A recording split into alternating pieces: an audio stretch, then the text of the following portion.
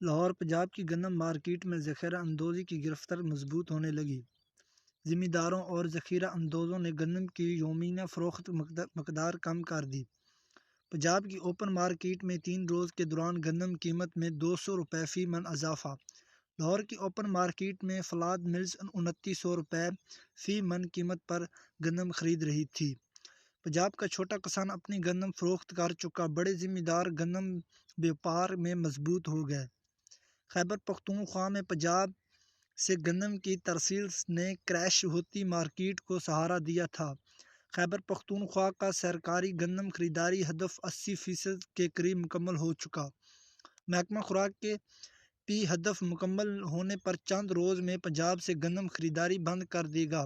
محکمہ خوراک کے پنجاب سے آنے والی سفید رنگ گندم کی سینکڑوں گاڑیاں واپس لوٹا دی۔ محکمہ خوراک کے پی پنجاب نے آنے والی گولڈن گندم کی خریداری کو ترجیح دے رہا ہے۔ لاہور پنجاب کی گندم مارکیٹ میں ذخیرہ اندوزوں کی گرفت مضبوط ہونے لگی۔ Thanks for watching this video. اللہ حافظ۔